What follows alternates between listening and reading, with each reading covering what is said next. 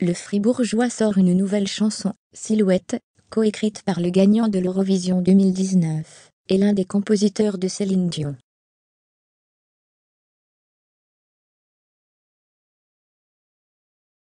Après une magnifique 3e place à l'Eurovision en 2021, le Fribourgeois Le Gentil sort ce vendredi Silhouette.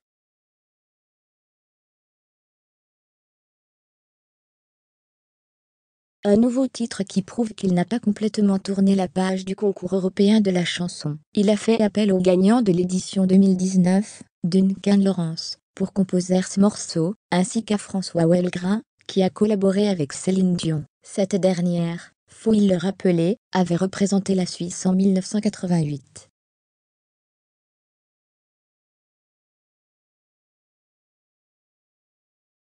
Dans ce morceau, Gjontyr évoque pudiquement ses origines kosovares du côté de son père.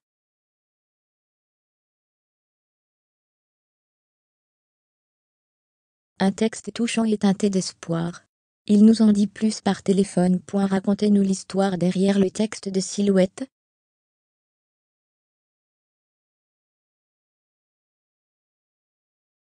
J'y parle d'une personne qui a dû quitter un pays d'un exil forcé.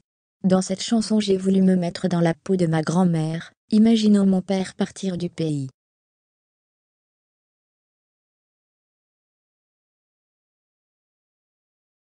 Elle se pose la question, si ces personnes qui s'en vont reviendront un jour. Le terme silhouette me semblait approprié pour parler des gens qui s'éloignent.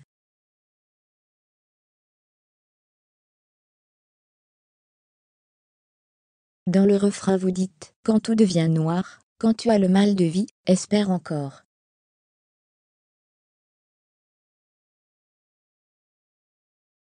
Fermez les guillemets. Il s'agit d'une façon de rappeler à mon père que, lorsqu'il a un doute, il doit se souvenir que cette décision était la bonne.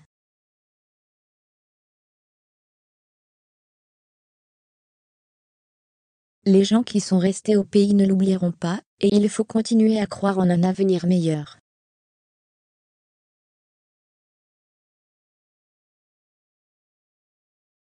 Cela prendra du temps d'exister, et de se reconstruire. Silhouette fait écho à la guerre, à l'histoire de mes parents, sans en parler politiquement.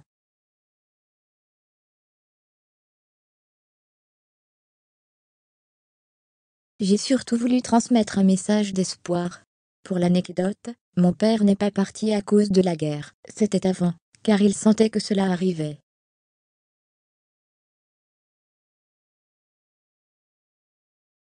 Vous avez travaillé avec de grands noms pour ce morceau.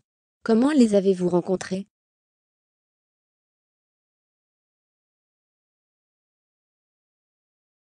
Par le biais de l'Eurovision. Tout a commencé lors d'un camp à Édimbourg avec Duncan Lawrence, NDLR.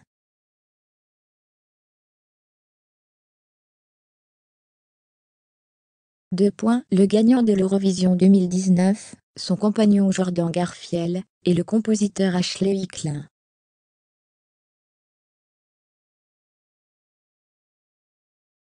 C'était en 2020, j'étais un peu fatiguée d'enchaîner les camps d'écriture, pour trouver une nouvelle chanson suite à l'annulation de l'Eurovision.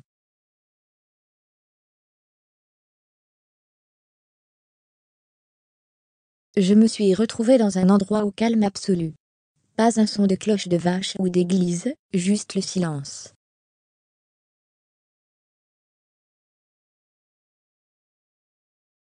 C'était très perturbant, et l'inspiration est arrivée. Nous avons d'abord composé la première version du titre en anglais.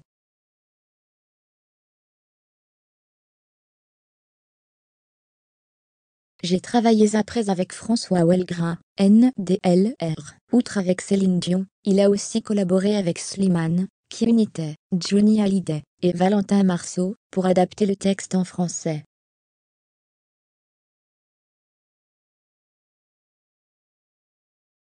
Le résultat était très beau, et j'ai décidé de le défendre, dans cette langue. Pour le clip, vous avez fait appel au désigné suisse Kevin Germanier.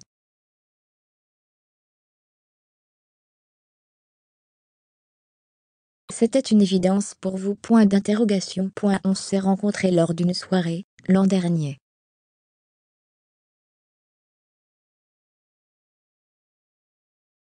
Il m'a dit qu'il avait adoré ce que j'avais fait à l'Eurovision, et qu'il serait partant pour une collaboration.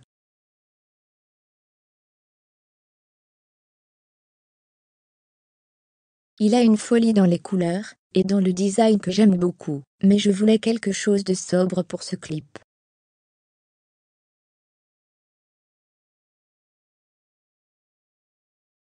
Je me demandais si cette vidéo était le moment idéal pour travailler ensemble. C'est en cherchant dans ses collections que j'ai trouvé un blasé et pantalon noir.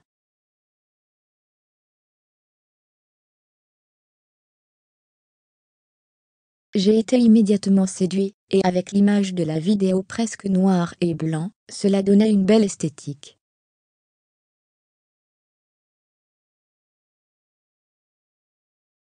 Avec ce morceau, un nouveau chapitre de votre histoire commence.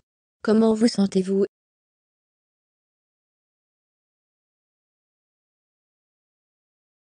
Heureux, mais aussi stressé. Je prends conscience que le chapitre Eurovision était un gros moment de ma vie.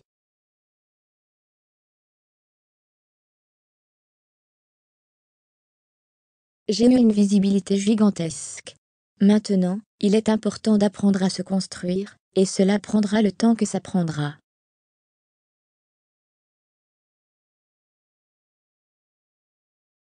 Je ne m'attends pas du tout au même succès sur ce titre que sur celui de l'Eurovision.